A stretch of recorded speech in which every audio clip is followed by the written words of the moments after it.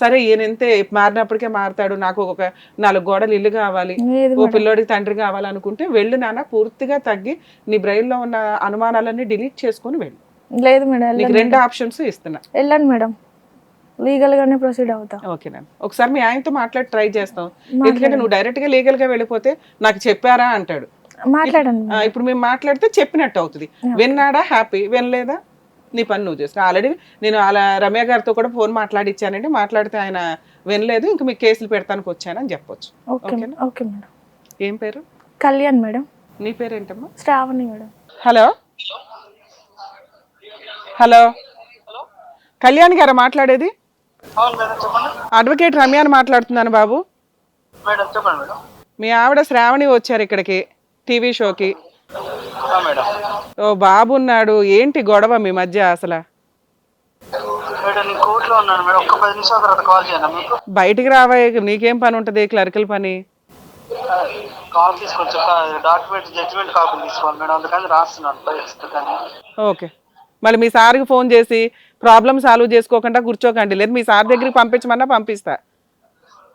కాదు, నువ్వు రాసేది సీఏ కాపీ కోసం కంగారే ఉంది, బయటికి రా ఒకసారి. ఒక్క 10 నిమిషాలు నేనే చేస్తాను మేడం, ఓకే కంపల్సరీ చేస్తా. ఓకే నాన్న, జాగ్రత్త. తప్పు చేయలేదు మేడం, మీ తప్పు కాదే, ఇప్పుడు రమ్య గారి గురించి నీకు తెలుసు, ఉన్నది ఉన్నట్టు మాట్లాడతా, కంగారు పడకు. నీ ప్రాబ్లం ఏంటో తెలిస్తే నేను ఆవిడతో కూడా ప్రాబ్లం మాట్లాడగలడానికి ఉంటుంది. ఓకే మేడం, తప్పకుండా. ఎందుకంటే మీ ప్రాబ్లం సాల్వ్ చేయడానికే కదా మేము ఉంది. ఏం చేసుకుంటారో చేసుకోండి అంటే ఇంకా లీగల్ గా దిగి అందరూ కోర్టులు చుట్టూ తిరగడం అవుతుంది. అవును మేడం, అవును. సరేనా? మీరు ఫ్రీ అవగానే ఒకసారి ఫోన్ చేయండి. ఓకే. ఓకే అమ్మా, జాగ్రత్త. ఏమ్మా, ఏం చేద్దాం? నాకు వద్దు, వదిలేస్తా మేడం. నువ్వు కూడా వదిలేస్తావా? నాకు వద్దు. మీ అమ్మాయి వదలటల్లా, మీ అమ్మాయి పోరాడుతుంది. నువ్వు ఆ పోరాటం చేయకపోవడం వల్ల ఆ అమ్మాయికి ఆ పిల్ల హక్కులు ఏంటో తెలియట్లా. అర్థమవుతుందా? నిన్నైతే వదిలేమనే చెప్తా, ఎందుకంటే నువ్వు పోరాడాల్సిన టైంలో పోరాడలా, ఎదురు తన్నులు తింటూ కూర్చున్నావు. ఆ పిల్లకి అదే చూపిస్తున్నావు. ఓకే, ఇలాగే ఉంటుందా, ఎప్పుడు భర్త అనేవాడు తంతాడనమాట అని. నీ జనరేషన్ వేరమ్మా, ఈ రోజుల్లో ఏ అమ్మాయి తన్నులు తింటాక రెడీగా లేదు. నీ తర్వాత ఇంకో పిల్ల చూస్తుంది మీ ఇద్దరిని. ఆ పిల్లకి తెలియాలిగా బయట మంచి మగాళ్ళు కూడా ఉంటారు అని. అర్థమవుతుందా? మీరు ధైర్యంగా పోరాడితే మీకు న్యాయం జరిగిద్ది. వాళ్ళకి తెలుసుది, ఓకే తప్పు జరిగినప్పుడు మనం ధైర్యంగా పోరాడాలని. ఆ పిల్లకి ఒక ఎగ్జాంపుల్గా ఉంటారుగా మీ ఇద్దరు. ఫ్రీగా వదిలేయమని మిమ్మల్ని కూడా నేనేం చెప్పట్లే. అసలు మీ ఆయనతో మాట్లాడడం కూడా దండగా ఒక రకంగా.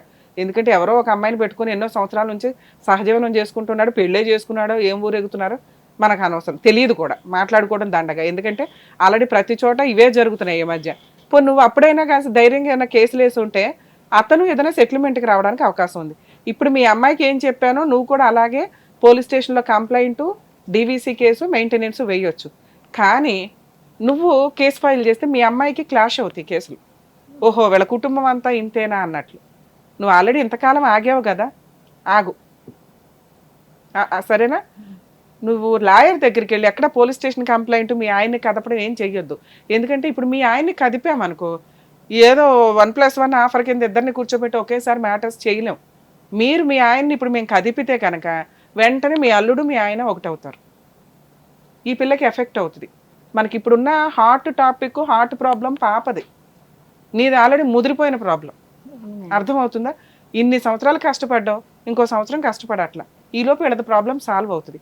కలిసి కాపురమే చేస్తారా, లేదా విడిపోతారా, ఏదో ఒక కంక్లూజన్ వస్తుంది. లేదా చట్ట ప్రకారం ఆవిడకి రావాల్సిన న్యాయం జరుగుతూ ఉంటుంది. ఏది మెయింటెనెన్స్ అంటూ వచ్చిందంటే హ్యాపీ ఆ పిల్ల. ఏ కేసు అన్నా ప్రాబ్లం మెయింటెనెన్స్. నీకు నీ బాబుకి తక్కువలో తక్కువ 5,000 అంటే 10,000 to 15,000 ఆర్డర్ చేయడానికి అవకాశం ఉందమ్మా, మీ ఆయన ఏం పని చేసినా చేయకపోయినా. అంతేనా? సో అదొక్కటి నువ్వు పోరాడుతూ ఉండొచ్చు, మిగతా నడుస్తూ ఉంటాయి కేసులు. నీకు ఆ రిజల్ట్ ఎప్పటిదాకా ఉంటుంది, ఎప్పటిదాకా ఈ మెయింటెనెన్స్ ఉంటుందంటే, ఒకటి ఫుల్ అండ్ ఫైనల్ సెటిల్మెంట్ అన్నా అవ్వాలి, లేదా పిల్లాడు మేజర్ అయిపోయి వాడి జాబ్ అన్నా చేసుకుంటూ ఉండాలి, నువ్వు ఇంకొక పెళ్ళి అన్నా చేసుకోవాలి.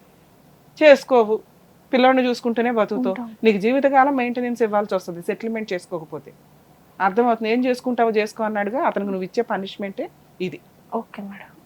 అతను ఒకవేళ సెటిల్మెంట్ చేసుకుంటానండి పంపించండి అంటే వెళ్ళండి వాళ్ళ సార్ దగ్గరికి, నేను ఆ డీటెయిల్స్ ఇస్తాను మీకు. ఇప్పుడు నాతో ఎట్లా చెప్పావో చెప్పు నాన్న, అక్కడ ఏదైనా తేడాగా ఉంటే మాకు ఫోన్ చేయండి, మేము చేయగలిగితే అందుబాటులో ఉంటాం. లేదా అక్కడ నుంచి అక్కడే, ఎందుకంటే ప్రతిసారి మేము ఇన్వాల్వ్ అయితే నీకు మైనస్ కూడా అవుతుంది ఒక్కోసారి. ఎందుకంటే ఇంక వెనకాల వీళ్ళే ఉన్నారా అనేది బాగుండదు కదా. మీ అడ్వకేట్లు మీరు చూడడానికి చూడండి. అమ్మ, మీ విషయానికి వస్తే మీరు లాయర్ని కలిసి వద్దు అనుకుంటే 2 కేసులు వేయండి. ఇంకా మిగతా ఇప్పుడప్పుడే కదుపుకోవద్దు. ఒకటి విడాకుల కేసు వేసి పడే, ఎందుకంటే అతను ఉన్నా ఒకటే లేకపోయినా ఒకటే నీకు. రెండోది మెయింటెనెన్స్ కేసు వే. నువ్వు కూలి పని చేసుకుంటున్నంత మాత్రం మీ ఆయన డబ్బులు ఇవ్వకూడదని ఎక్కడా లేదు. మీ రెండో పిల్ల పెళ్ళి ఉంది కదా, ఇంకా మీ అన్నయ్యలు ఎందుకు బాధ్యతలు తీసుకోవాలా? వాళ్ళు తీసుకునేది వాళ్ళు తీసుకుంటారు. మీరు కూడా ఈ 2 వేస్తే నువ్వు పని చేసుకుంటున్నా కానీ నీకు వచ్చే 200-300కి కోటు అదే చాలు, నువ్వు గొప్పగా బతికేస్తున్నావని అనరమ్మా. అర్థమవుతుందా? నీకు కూడా ఒక 10-15 వేలు ఆర్డర్ చేయడానికి అవకాశం ఉంది. అలాగే విడాకుల కేసు ఎందుకు అవసరమా? ఒకసారి ఆలోచించుకో. ఇంకో పెళ్లి చేసుకుంటానమ్మా అంటే విడాకులు కావాలి. లేదమ్మా అతను ఆల్రెడీ ఇంటి మీదకి వచ్చి దౌర్జన్యం చేస్తాడు, ప్రతిసారి తంతనాడు, వాడు నా గుమ్మం కూడా ఎక్కొద్దు అని నీకు అనిపిస్తే విడాకుల కేసు వేసుకో. ఓకేనా? ఎందుకంటే అన్నోళ్ళని తిడతాడు మేడం పిల్లలు, అందుకని వద్దమ్మా, బూతులు వద్దు. ఇక్కడ రూల్ ప్రకారం మీ ఇంటికి వస్తే పోలీస్ కంప్లైంట్ ఇవ్వు. అర్థమవుతుందా? విడాకుల కేసు అవసరమా లేదా అనేది ఒకసారి ఆలోచించండి. అమ్మాయి ప్రాబ్లం సాల్వ్ అయిపోయిందంటే నీకు దొరికిన అడ్వకేట్ కరెక్ట్గానే డీల్ చేస్తున్నట్టు. అప్పుడు ఆ అడ్వకేట్ ద్వారా మీరు విడాకుల కేసు అప్పుడు వేసుకోండి. ఫస్ట్ నువ్వు వేసేది ఒకే ఒక్క కేసు, మెయింటెనెన్స్ కేసు. నీకు పిల్లలకి మెయింటెనెన్స్ కావాలి, పిల్లకి రెండో పిల్లకి, ఈ అమ్మాయికి రాదు. పిల్లకి మెయింటెనెన్స్ కావాలి అని చెప్పి కేసు ఫైల్ చేయి. అర్థమవుతుందా? మీ ఆయన ఇంటి మీదకి వచ్చి దౌర్జన్యం చేస్తుంటే 100కి డైల్ చేసి కేసు ఫైల్ చేయి. అప్పుడు వాడుకో. ఈసారి నీ వంటి మీద ఒక్క దెబ్బ కూడా పడకూడదు, గుర్తుపెట్టుకో. నువ్వు తన్నులు తినటం వల్ల వీళ్ళకి అది అలవాటు అయిపోతుంది. అర్థమైందా? సరేమ్మా, జాగ్రత్త. ఆయన మీ ఇంటికి వస్తాడా, మీరు ఆయన ఇంటికి వెళ్తారా? మేమే వాడపల్లి అమ్మ కేసు గురించి పోయినావు మా ఇంటికి. పోతే మేము వచ్చినామనగానే ఎమ్మటే వస్తాడు.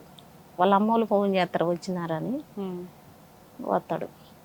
మీరు వెళ్తే వస్తాడు అంటే వాళ్ళ ఇంటికి వెళ్తారా? వాళ్ళ ఇంటికి కాదు కదా, మాకు ఇల్లు ఉంది వాడపల్లి. వాడపల్లి మీ ఇంటికి మీరు వెళ్ళినా కానీ అక్కడికి వస్తాడు. మీ ఇంటికి వచ్చినప్పుడు కేసు పెట్టొచ్చు కదా అవును. ఈసారి అట్లా ఇన్సిడెంట్ జరిగినప్పుడు పెడితే 3 strong గా సార్లు ఉంటుంది సార్ అది. ఒకసారి పెట్టా మేడం, పెడితే ఏం కొట్టిర్రు, ఇంకా తిట్టను కొట్టనాది ఇది అని అన్నాడు. కేసు పెట్టేసి ఎఫ్ఐఆర్ ఎఫ్ఐఆర్ చేయించు. నువ్వు కంప్లైంట్ ఇస్తున్నావు, వాళ్ళు తిడుతున్నారు, మళ్ళీ దులిపేసుకుని కాళ్ళు పట్టుకుని బతున్నాడు, వెళ్ళిపోతున్నాడు. ఈసారి కేసు పెట్టేస్తే అది స్ట్రాంగ్ గా ఉంటుంది. రెండోసారి ఇంటికి వచ్చాడు అనుకో, లోపలేస్తారు. అర్థమవుతుందా? ఇప్పుడు అరెస్ట్ లేవు ఫస్ట్ టైం. సెకండ్ టైం ఏంటంటే ఇది రిపీట్ అవుతుంటే క్రైమ్, ఈసారి నేను కొట్టినప్పుడు అలాగే వెళ్ళిపో ఆ దెబ్బలతోటి. చాలా పెద్ద కేసు అది.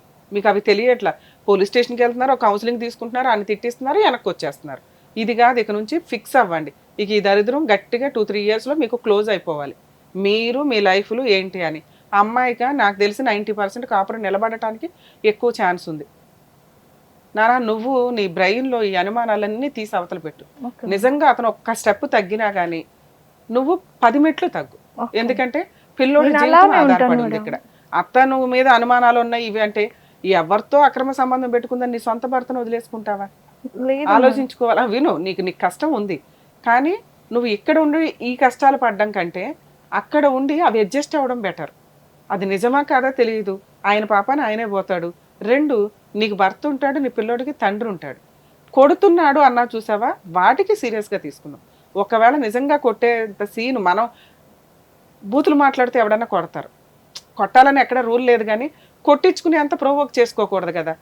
అలాంటి సీన్ చేయకుండా నువ్వు తగ్గి ఉండు. ఓకే, భర్త ఎవడెవడికో సేవ చేస్తావు, బయటకు వచ్చి ఎక్కడో జాబులు చేసుకోవడం కంటే ఆయన దగ్గర ఉండి జాబ్ చేసుకోవడానికి చూడు. అతను వచ్చే 10 రూపాయలు, నువ్వు వచ్చే 10 రూపాయలు కలిపితేనే కదా మీరిద్దరు సక్సెస్ అవ్వడానికి. ఎందుకంటే అతను మాట్లాడే విధానం ఒకసారి చూద్దాం. ఎంత వచ్చినా కానీ క్లర్క్లకి ఎంత ఉంటుందో మాకు తెలుసమ్మా. ఏదైనా పైన ఇన్కమ్ రావాలి తప్ప శాలరీ ఓ 10,000 ఇస్తే ఎక్కువ అడ్వకేట్స్. క్లర్క్కి అంతకంటే ఎవరు. ఫైలింగ్లు అప్పుడు ఇవి అవి కలిపి ఇంకో 5,000-6,000 వస్తాయి. ఓకేనా? ఆటల గురించి అని కాదు, భర్త కావాలి అంటే నీ వైపు నుంచి కూడా 50% పైనే తగ్గాలి. ఏముంది ఇక్కడ? ఆధారపడిన అమ్మను పెళ్లి చేసుకోబోయే చెల్లి తప్ప